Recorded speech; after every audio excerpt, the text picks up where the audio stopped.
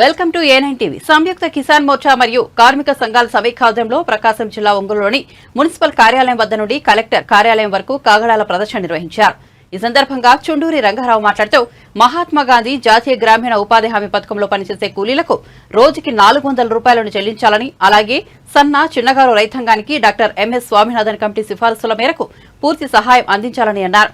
ఈ రైతు సంఘం జిల్లా కార్యదర్శి పమిడి వెంకట్రావు మాట్లాడుతూ MS స్వామినాథన్ కమిటీ సిఫారసుల మేరకు చట్టబద్దత కల్పించాలని, అలాగే కేరళ తరహాలో రైతులకు రుణ విమోచన కల్పించాలని, కేంద్ర ప్రభుత్వం తీసుకొచ్చిన 4 లేబర్ చట్టాలను వెంటనే రద్దు చేయాలని కోరారు. కాంగ్రెస్ పార్టీ జిల్లా అధ్యక్షుడు ఈదా సుధాకర్ రెడ్డి మాట్లాడుతూ దేశ రాజ్యాంగాన్ని కాపాడాల్సిన అవసరం ఎంతైనా ఉందని, దేశ భద్రతను రక్షించేందుకు నిర్ణయం తీసుకునే అవసరం ఆసనమైందని అన్నారు. ఈ కార్యక్రమంలో రైతు సంఘాల నాయకులు హనుమారెడ్డి, వీరారెడ్డి, అరుణ, లలిత, కుమారి తదితరులు పాల్గొన్నారు. ఆంధ్రప్రదేశ్ రైతు సంఘం ప్రకాశం జిల్లా కార్యదర్శిని ఈ దేశ ప్రజలకి, రాష్ట్ర ప్రజలకి విజ్ఞప్తి చేస్తూ ఉన్నాం. ఈరోజు సంయుక్త కిసాన్ మోర్చా కార్మిక సంఘాల ఐక్య వేదిక ప్రకాశం జిల్లా కమిటీల ఆధ్వర్యాన ఈరోజు కాగడాల ప్రదర్శన జరిగింది.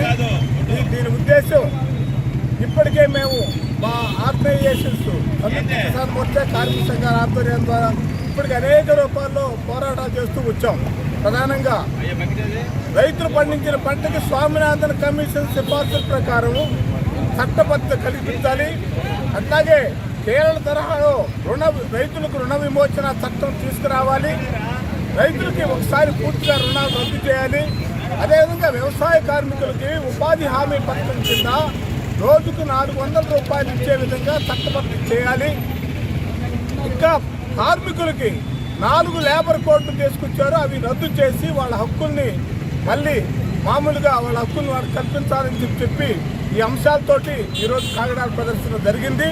ఇవాళ ఎన్నికలు జరుగుతూ ఉన్నాయి, వచ్చేసి ఈ ఎన్నికల్లో ఈ రాజకీయ పార్టీలకు మేము విజ్ఞప్తి చేసేది ఏంటంటే, మేము చేసేటువంటి సంయుక్త కిసాన్ మోర్చా కార్మిక సంఘాల యొక్క డిమాండ్స్ని పరిశీలించి ఆమోదించి వాళ్ళని ఆదుకోవడానికి ఈ డిమాండ్స్ని వాళ్ళ అజెండాలో మేనిఫెస్టోలో పెట్టి తర్వాత వాటిని అధికారం ఇచ్చిన తర్వాత వాటిని అమలు జరపాలని చెప్పి ఇవాళ డిమాండ్ చేస్తూ ఉన్నాం. దీంట్లో ఇప్పటికే ఇండియా కూటమిలో ఉన్న పార్టీలు ఆ డిమాండ్స్ని చాలా వరకు అమలు జరపడానికి సిద్ధపడి మేనిఫెస్టోలో కూడా పెట్టినాయి.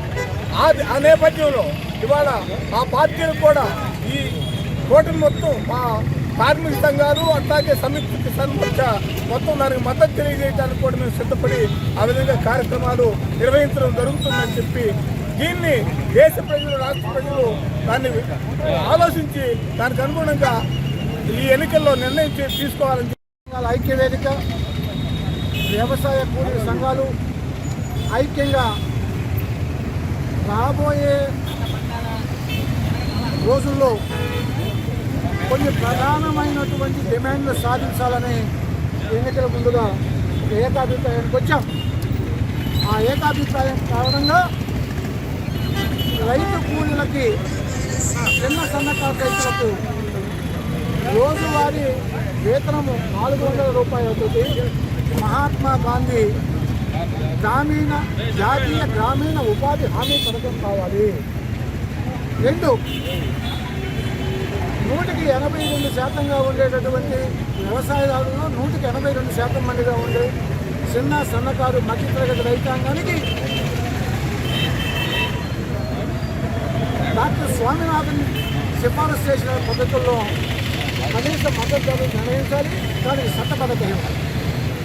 3, కార్మికులకు సంబంధించినటువంటి అనేక చట్టాలను రద్దు చేసి కేవలం 4 లేబర్ కోడ్లు తీసుకొచ్చి వారు గొంతు కోసే ప్రయత్నం చేస్తారు.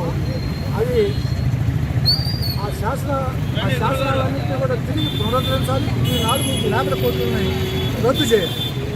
అట్లాగే దేశంలో ఉండేటువంటి మేధావుల్ని, నిజాన్ని మాట్లాడేవారిని, ప్రజలు మేలు కోరే వారిని, ప్రజలు మేలు చేయడంలో ప్రభుత్వం విఫలమైతే ప్రశ్నించేటటువంటి వారిని, వారి మీద దుర్మార్గమైన ఉపా చట్టాలు, ప్రివెన్షన్ ఆఫ్ మనీ లాండరింగ్ యాక్టులు,